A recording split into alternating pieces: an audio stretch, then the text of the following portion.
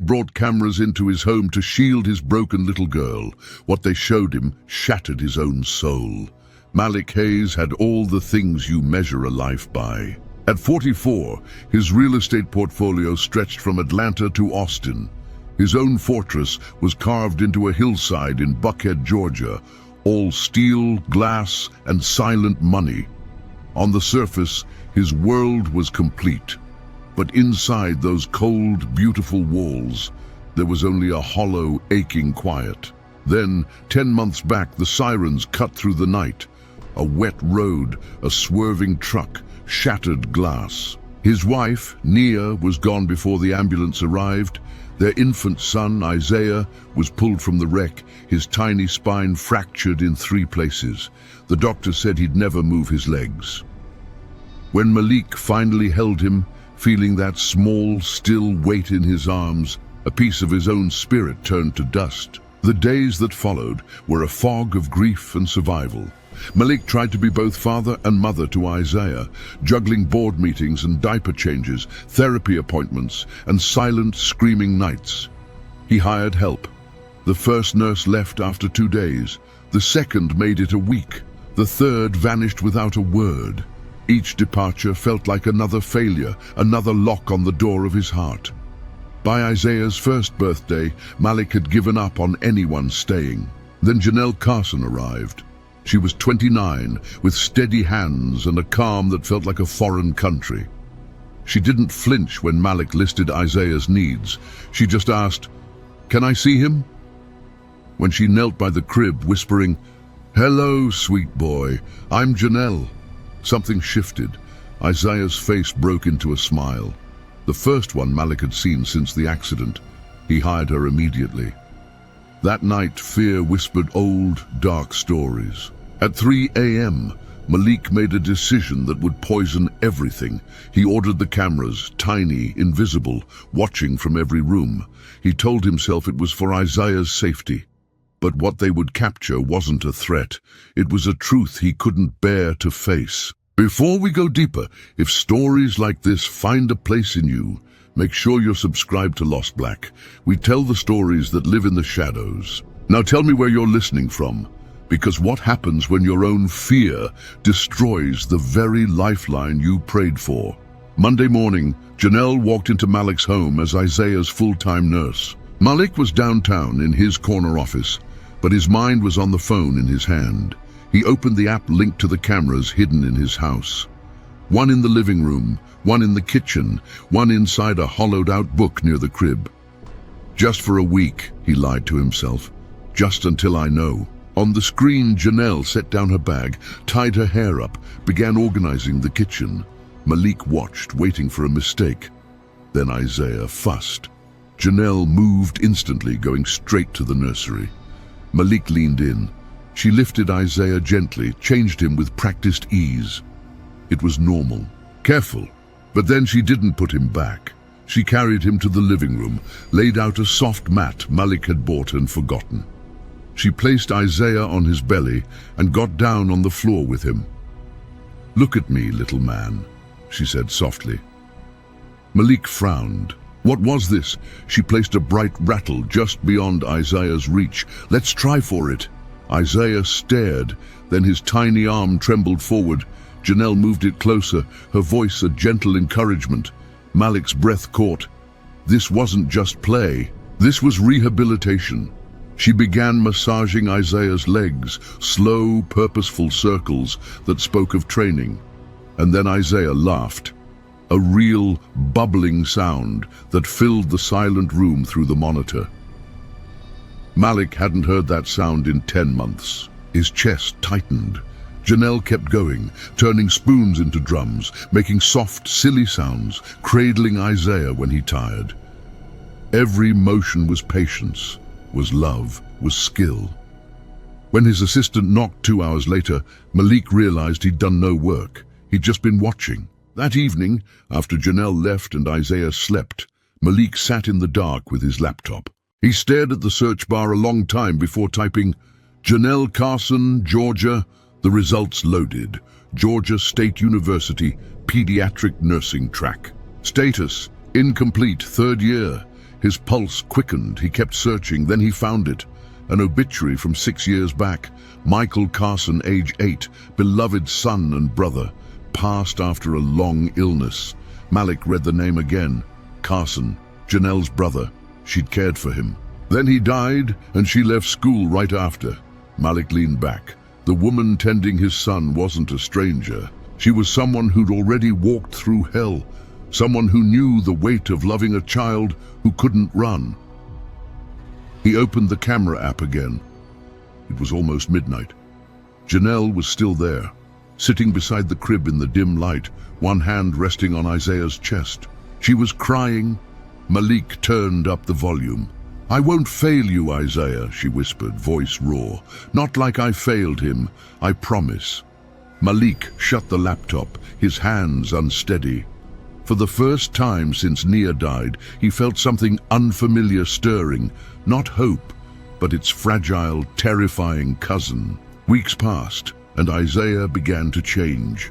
He stopped staring blankly at the ceiling. His eyes followed Janelle around the room.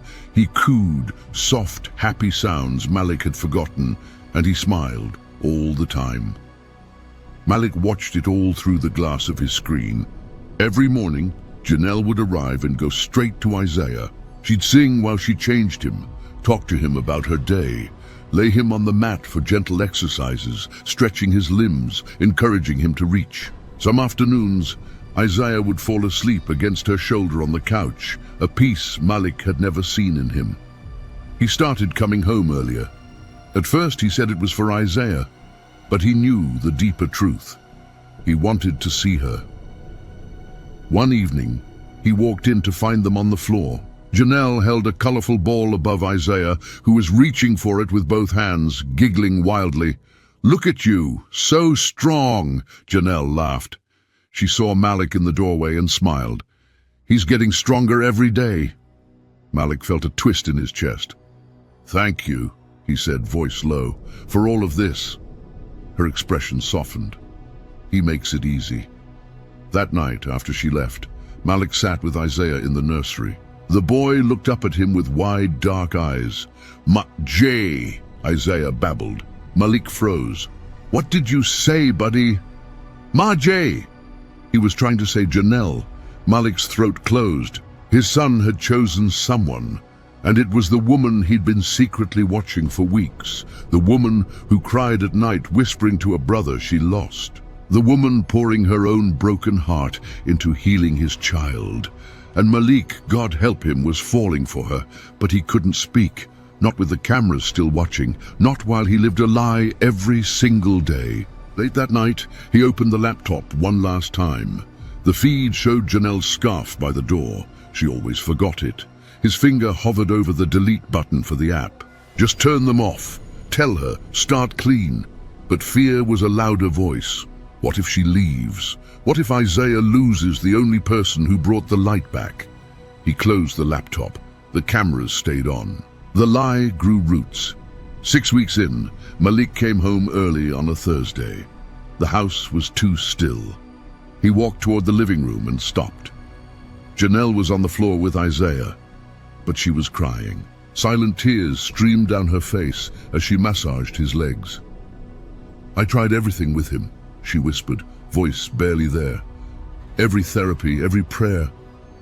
I thought love was enough." She wiped her eyes. It wasn't. He still left. Isaiah reached up, his small hand patting her wet cheek. Janelle let out a soft, broken sound. "You're so much like him." Malik stepped back into the hall, heart hammering. He shouldn't be hearing this, but he couldn't move. The next morning, Janelle brought a small wooden box. "Brought some things," she told Isaiah, kneeling beside him. "Things that helped my brother."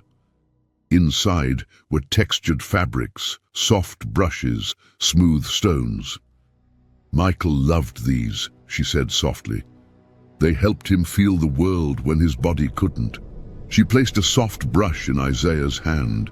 He gripped it, fascinated. Malik watched from the doorway, unseen. She wasn't just caring for his son, she was healing her own past through him. That evening, Malik decided he would tell her, apologize, Remove the cameras. Start over with truth. He walked toward the living room, rehearsing the words, but he stopped at the doorway. Janelle was on her phone, voice low and strained. "I know, I'll have it next week, I promise. Please, just a little more time." She hung up, pressed her hands to her face, shoulders shaking.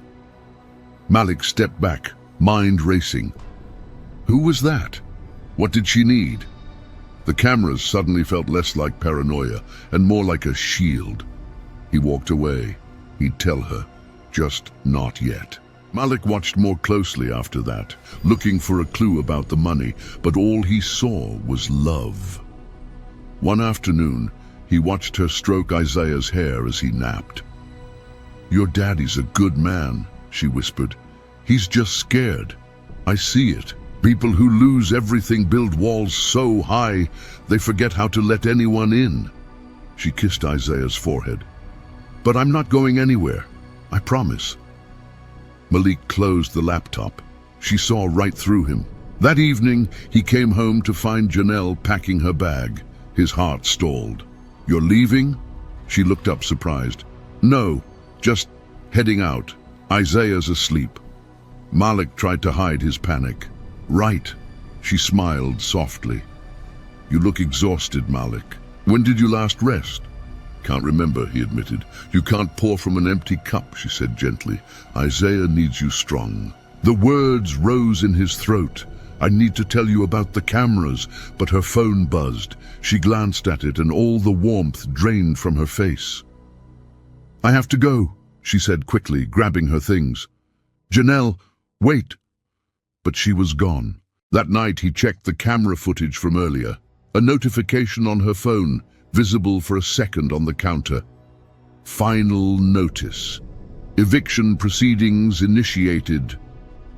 The message cut off. Malik's stomach dropped.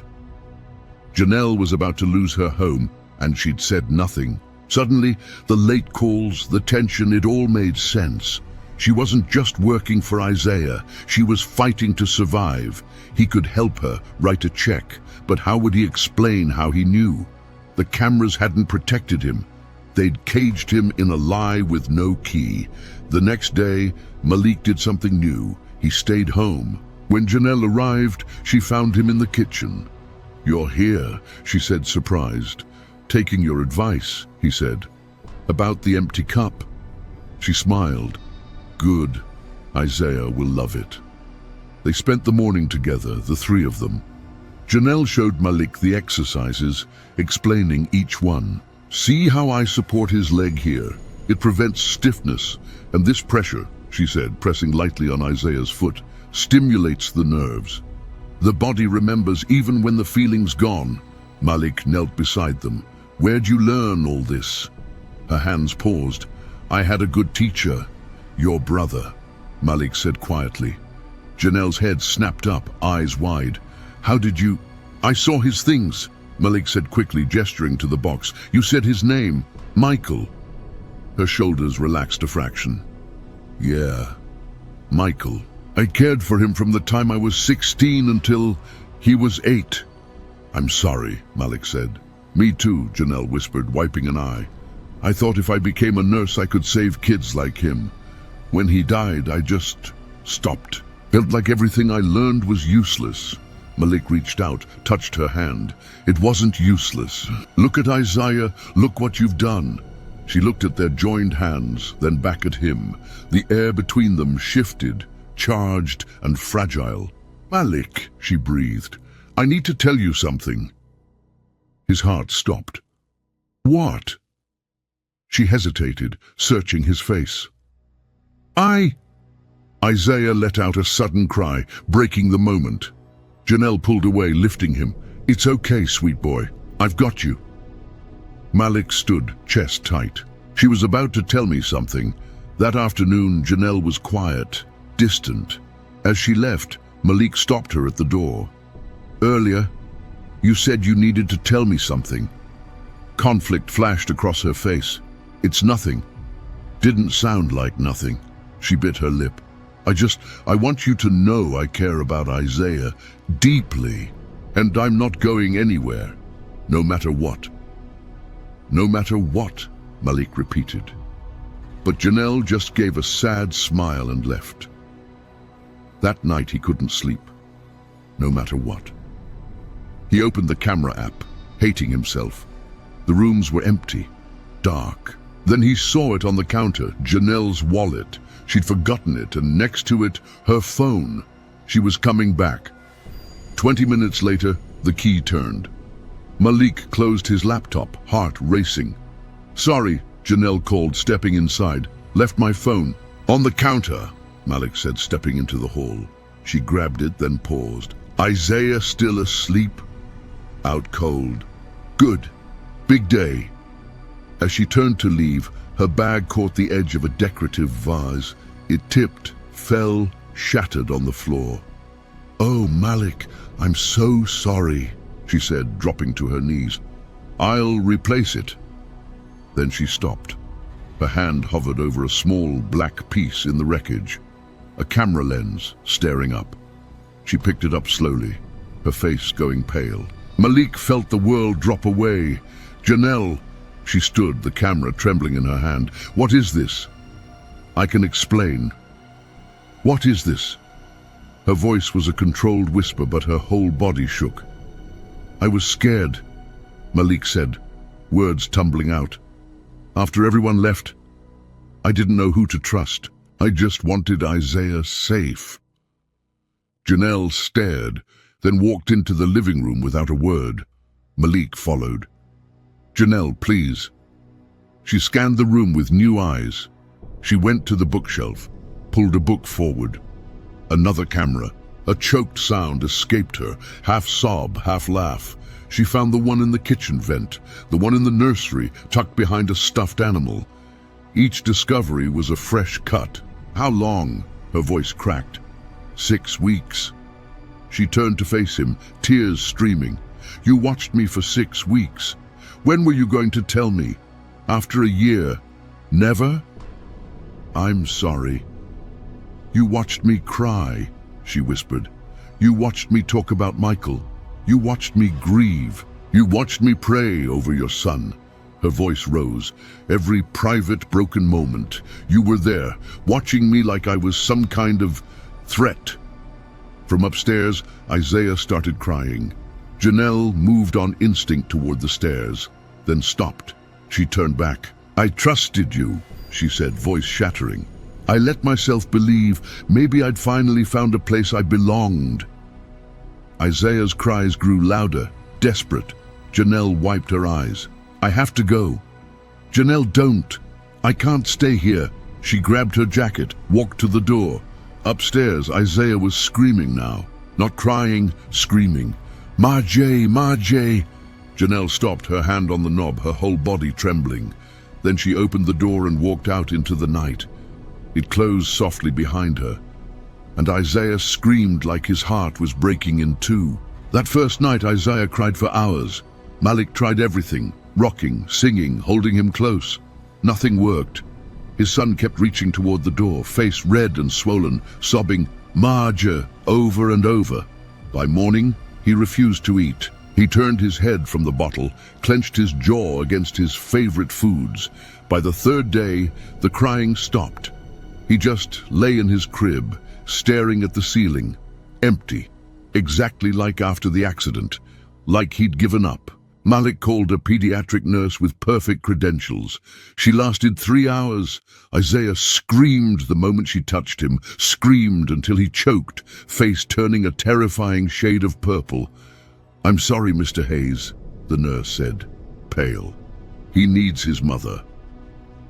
Malik tried again 2 days later. A specialist in trauma. Isaiah wouldn't let her near. He curled into the corner of his crib, hyperventilating, making himself impossibly small. She left after 1 day. "That child is experiencing severe abandonment trauma," she told Malik gently.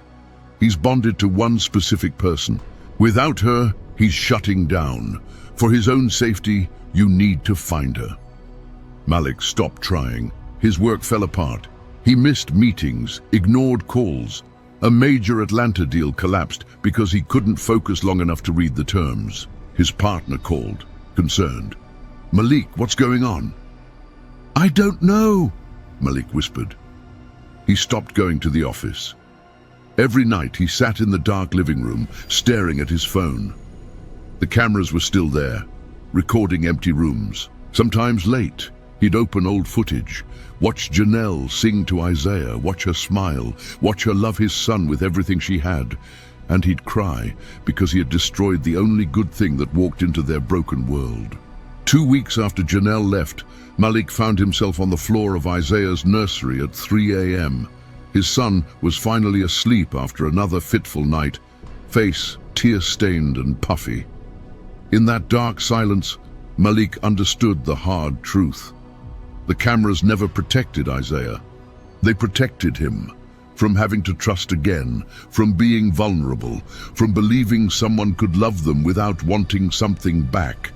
And now Isaiah was paying the price for his father's fear. Malik looked at his son, this tiny boy who had already lost so much, and saw he was losing something else. Not just Janelle, but hope itself. The next morning, Malik called his mother. "I need you to take Isaiah for a few days."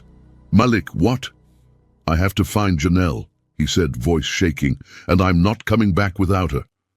He didn't pack, didn't plan. He just got in his car and drove. Some bridges once burned, you have to rebuild while you're still on fire. He drove to Janelle's old apartment first. The landlord answered, irritated. "She's gone. Evicted weeks ago." "Where?" The man shrugged. "Mentioned a shelter. East side, maybe." Malik's stomach twisted. Janelle was homeless because she'd spent everything caring for his son. He drove from shelter to shelter in a cold, persistent rain. 4 places. No one had heard of her. At the 5th, a converted community center with peeling paint, a woman at the desk nodded. "Janelle Carson, room 2C, upstairs." Malik climbed the stairs, heart pounding. Room 2C was a dorm with 6 beds. 3 women were inside. And there, by a grimy window, sat Janelle. She was thinner, her face hollow, eyes tired. In her hands she held something small, Isaiah's photograph, the one Malik had stuck on the fridge months ago. She was staring at it, tears falling silently. "Janelle," Malik said softly. She looked up. For a moment there was no recognition. Then her eyes focused and her whole body went rigid. "No," she whispered, "you can't be here. Please just let me talk." "There's nothing to say, Malik. Isaiah needs you." She flinched like he'd struck her. "He stopped eating," Malik continued, voice breaking. "He cries every night until he has no voice. He won't let anyone else touch him. 3 nurses have quit. He's shutting down Janelle, just like after the accident." Tears streamed down Janelle's face, the photograph trembling in her grip. "And Malik's voice cracked, "I need you too." Janelle stood backing toward the wall. "You didn't trust me. I know. You watched me grieve. You watched me pray. You watched every private moment I had. And I was wrong," Malik said, stepping closer. "About everything. The cameras weren't protection, Janelle. They were fear. My fear. After Nia died, I forgot how to trust anything but my own eyes." His voice dropped to a whisper. "But those cameras showed me something I was too broken to see." "What?" she demanded, voice shaking. "That you love Isaiah like he's your own. That he loves you. That you brought joy back into a house that had forgotten what it sounded like." He looked at her with everything he had. "You made me feel alive again, Janelle. You made me believe we could be a family." A sob escaped her, one hand covering her mouth. "I destroyed that," Malik said. "I destroyed us because I couldn't let go of my fear long enough to see what was right in front of me." Janelle slid down the wall, sitting on the floor, still clutching Isaiah's picture. "Do you know what it's like?" she whispered. "To think you finally found a home, only to realize you were being watched the whole time." "I know," Malik said, kneeling before her, "and I don't expect you to forgive me." "Then why are you here?" "Because Isaiah chose you. A 1-year-old boy looked at the whole world and chose you as his mother. Janelle closed her eyes, fresh tears spilling. "And I'm choosing you too," Malik said. "Right now. No cameras, no conditions, just me asking you to please come home." Janelle looked at him, broken and afraid. "I'm scared, Malik. I'm terrified of losing you both." "Then don't," he whispered. "Come home. Let me spend the rest of my life proving you're not alone anymore." For a long moment, there was only silence and the sound of her quiet crying. Then finally she nodded. "Okay," she breathed. "Let's go home." They drove home as the sun bled gold and purple over the Atlanta skyline. Malik held Janelle's hand the whole way, his thumb tracing circles on her skin, a silent promise. When they pulled up to the house, Malik's mother was waiting on the front steps, Isaiah in her arms. The boy looked so small, so tired, his face still puffy from endless tears. Janelle stepped out of the car. For a heartbeat, Isaiah didn't react. Then he saw her. His whole body lurched forward in his grandmother's arms. "Ma-G!" The sound was hoarse, broken, but unmistakable. Janelle ran. The moment Isaiah was in her arms, he clutched her with a desperate, primal strength. Tiny fists gripping her shirt, face buried in her neck, his body shaking with silent, relieved sobs. "I'm here, sweet boy," Janelle cried, rocking him, her own tears falling into his hair. "I'm here. I'm never leaving again."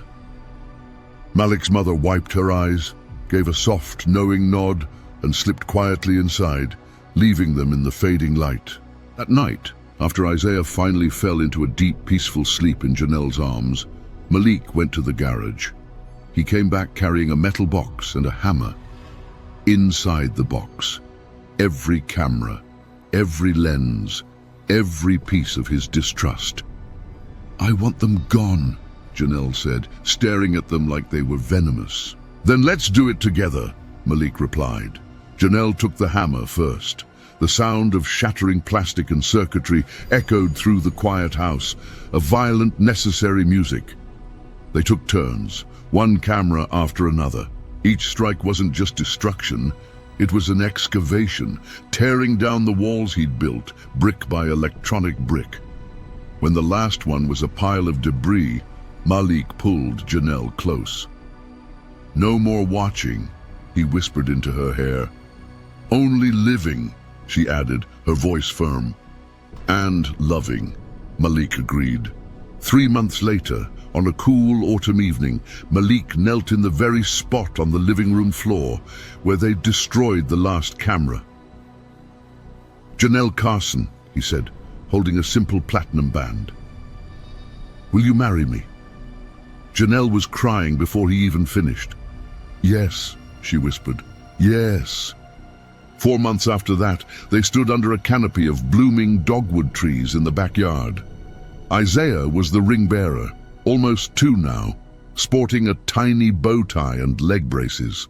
And when the music swelled, something miraculous happened. With Malik kneeling, arms outstretched a few feet away, Isaiah took 5 wobbly, determined steps toward him. 5 steps. The entire gathering fell silent, then erupted into soft, tearful applause. When his little legs gave out, Janelle scooped him up and carried him the rest of the way to the altar. But those 5 steps were everything, a testament. In their vows, Malik promised to choose trust every single day. Janelle promised to always stay. Isaiah, from his perch in her arms, clapped and yelled, "Mama, Dada!" Close enough. 1 year later, Janelle cut the ribbon on the Michael Carson Foundation, a bright, welcoming therapy center for children with mobility challenges, free services for families who couldn't afford them. Real hope built from real loss. On opening day, Isaiah, walking steadily with his braces now, held the scissors with her. The plaque on the wall read, "For Michael, who taught us love. For Isaiah, who taught us hope." Late that evening, Malik and Janelle sat on their back porch, wrapped in a single blanket, watching stars pierce the Atlanta night. Inside, they heard Isaiah call out in his sleep, "Mama." Janelle started to rise, but Malik gently stopped her. "I'll go," he said, because that's what family does. They show up, they stay, they choose each other every single day. He walked upstairs in the dark, guided by the nightlight in the hall.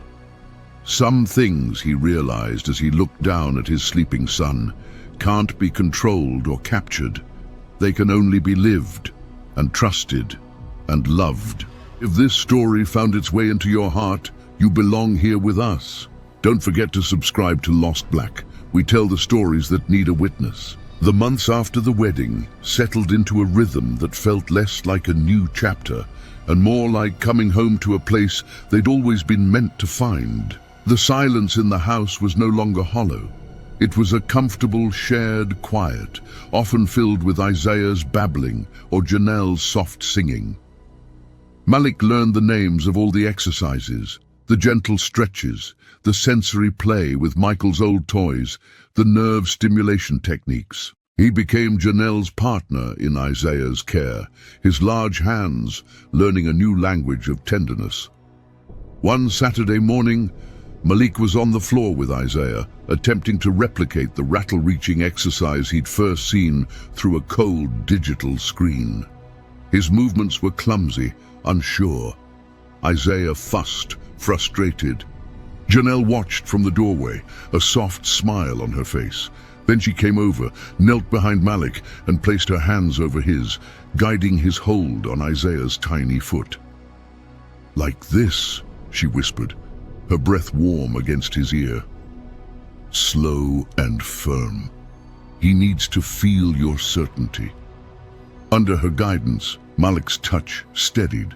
Isaiah calmed, his dark eyes locking onto his father's.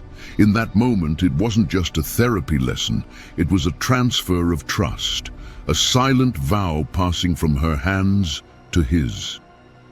Later, as they made lunch, Malik asked a question that had lingered. That day, the eviction notice. "Why didn't you tell me?" Janelle paused, wiping her hands on a towel. She looked out the kitchen window. Pride, mostly. Shame. "I didn't want your pity. I wanted you to see me as competent, as someone solid for Isaiah. Asking for help felt like admitting I was broken, and I was so tired of being broken." Malik came to stand beside her. "You were never broken to me, not even when you were crying. Especially not then." She leaned her head against his shoulder. "I know that now." The foundation became Janelle's lifeblood, but it was Malik who handled the business side, leveraging his contacts to secure donations, his boardroom sharpness now serving a purpose that made his chest swell with pride. He'd built towers of glass and steel, but this single-story center full of colorful mats and the sounds of children trying was his greatest creation, because it was theirs. One afternoon, a young mother arrived at the center, her face etched with the same exhausted fear Malik knew so well. Her son, about Isaiah's age, had cerebral palsy. She spoke in hushed, desperate tones about bills, about hopeless therapists, about feeling utterly alone. Janelle listened, then simply took the woman's hands. "You're not alone anymore," she said, echoing the promise she'd once whispered to a sleeping Isaiah. "We're here." Malik watched from his office doorway, and the memory of his own hidden cameras felt like a ghost from another life. He had tried to control safety through a lens. Janelle created safety through presence. Isaiah flourished. His vocabulary exploded. Mama and Dada were joined by more, up, play, and much to Malik's amusement, no. His walking embraces became more confident, though falls were still frequent. Each time he tumbled, his face would crumple for a second, his eyes searching instantly for Janelle or Malik. And one of them was always there, already moving, hands reaching, voices soft with encouragement. "You're okay, strong man. Up you get." The trust was absolute, built not on surveillance, but on 1,000 small moments of showing up. The past, however, never fully disappears. It waits in quiet corners. Malik found Janelle one night in Isaiah's room, long after he'd fallen asleep. She wasn't crying, She was just sitting in the rocking chair, staring at Michael's photograph, which now sat on the dresser next to one of Isaiah. Malik didn't ask if she was okay. He knew some griefs are oceans, and you just learn to sail them. He simply brought her a cup of tea and sat on the floor beside the chair, his back against it, his presence a silent anchor. After a long while, her hand came down and rested in his hair. "He would have loved Isaiah," she said, her voice thick. "He would have," Malik agreed, turning his head to kiss her wrist. The love in the house became a tangible thing, not a fragile, watched-over secret, but a sturdy, lived-in reality. It was in the stack of medical journals by Janelle's side of the bed, in the way Malik now instinctively checked the locks on Isaiah's braces before he lifted him, in the shared, weary smiles over a sink full of bottles and therapy toys. They had chosen each other, yes, but more importantly, they chose each other again every morning. The ghost of the cameras was gone, but its lesson remained, etched into Malik's soul. Love observed is love controlled, and control is the enemy of truth. True safety wasn't in seeing everything. It was in believing in what you couldn't see. Second anniversary of Janelle walking into their lives approached, marked not by Malik, but by Isaiah. He'd been working with a speech therapist at the foundation, and his progress had been slow but steady. One evening, as Malik was wrestling with a stubborn tie before a charity gala for the foundation, Isaiah wheeled his tiny walker into the bedroom. He stopped, watching his father's struggle in the mirror with a serious expression.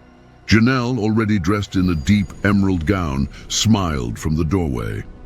"Dada," Isaiah said, clear as a bell. Malik froze, his hands still on the silk. He turned slowly.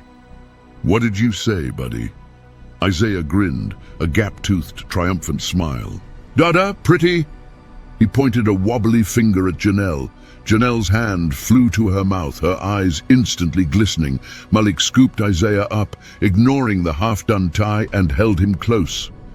"Yeah," he whispered, voice rough. "Dada. And Mama is very pretty." It was a simple moment, a milestone in a world of milestones, but it felt like a final seal on their family. A word chosen, given, received. That night at the gala, Malik stood at the podium, Janelle's hand in his. He looked out at the crowd of donors and supporters, but he spoke directly to her. "We build foundations for many reasons," he said, his voice echoing slightly in the grand hall. "To leave a mark, to give back, to heal our own pasts. But the strongest foundation isn't made of concrete or goodwill. It's made of trust, the kind you can't buy or monitor or demand. The kind that's freely given, often after being freely broken, and rebuilt with more care than it had before." He squeezed her hand. "I was a man who thought he could secure love with technology. I learned, through grace I did not deserve, that love secured that way is a prison. Real love is a risk, a leap, and it's the only thing worth building a life on." The applause was thunderous, but all Malik saw was the quiet pride in Janelle's eyes. Later, as they danced, she rested her head on his shoulder. "You've come a long way from the man with the camera app," she murmured. "I had a good teacher," he replied, echoing her words from long ago. "The best. Life, of course, is not a straight line of healing. Winter brought a severe respiratory virus that swept through the foundation. Isaiah caught it. For 3 terrifying days, he was in the hospital, his small body struggling, an oxygen monitor beeping a relentless rhythm. Janelle never left his side, a statue of calm efficiency, communicating with doctors, tracking his vitals, singing when he was awake. Malik saw the fear in her eyes, the ghost of Michael's long illness hovering in the sterile air. He held her when she finally broke down in the hospital cafeteria, her body shuddering with silent sobs. "I can't lose him, Malik, not again." "You won't," he said, holding her tight, his own fear a cold stone in his gut. "We won't." It was the "we" that steadied her. She took a shuddering breath, nodded, and wiped her face. They returned to the room as a united front. Isaiah pulled through. The crisis passed, but it left a scar, a reminder of how precious and precarious their happiness was. It also revealed a new layer of strength. They had faced the old terror not as isolated individuals, but as a team. The fear was shared and therefore halved. As Isaiah grew stronger, so did their dreams. They talked about expanding the foundation to another city. They talked, tentatively, about maybe one day giving Isaiah a sibling.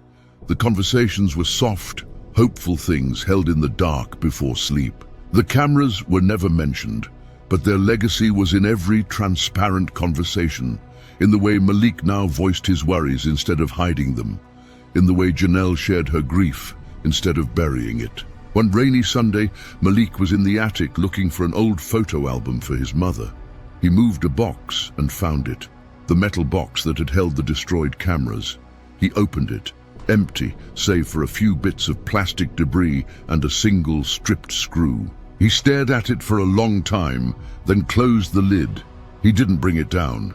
He left it there in the attic with other relics of a past life. Some ghosts are meant to be acknowledged, then stored away. They don't need to be carried. Spring returned. On a bright Saturday, they were at the park. Isaiah was on a swing adapted for his braces, Janelle gently pushing him, his laughter ringing out. Malik watched from a bench, filming on his phone, not to surveil, but to capture joy. A normal father capturing a normal moment. Janelle caught his eye over Isaiah's head and smiled, a smile that held the entire journey in its curve. The pain, the betrayal, the forgiveness, the hard-won peace. Malik put the phone down. Some moments are too sacred to be viewed through any lens but the heart's own.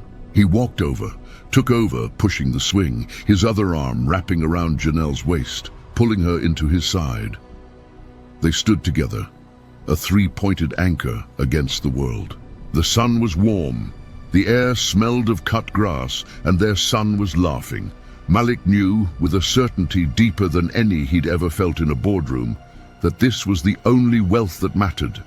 This trust, this love, this family forged not from perfection, but from broken pieces fused together with more strength than the original whole could ever have possessed. And it was enough. It was more than enough. It was everything. Stories like this are why we're here at LostBlack. If you believe in second chances and the strength it takes to earn them, hit subscribe. You're home here. The story of Malik, Janelle, and Isaiah isn't about a perfect fairy tale. It's about the gritty, beautiful work of reconstruction after trust has been demolished. It's about the courage to offer a second chance and the greater courage to accept one. It's about understanding that sometimes the people who come to heal our wounds are nursing their own, and that shared brokenness can become the strongest foundation of all. In a world that often tells us to guard ourselves, to build higher walls, their story whispers a different truth, that the greatest risk, letting someone see you, truly see you, is also the only path to being truly loved. Not monitored, not controlled, but seen and chosen anyway. Their happy ending wasn't a gift, it was a choice they made every single day, in the small moments of patience, in the shared glances over a sleeping child, in the decision to trust when every instinct screamed to hide. It's a story for anyone who has ever been afraid, who has ever built a wall, who has ever wondered if they deserve a love that doesn't need to watch to believe. This is the heart of LostBlack. Thank you for listening.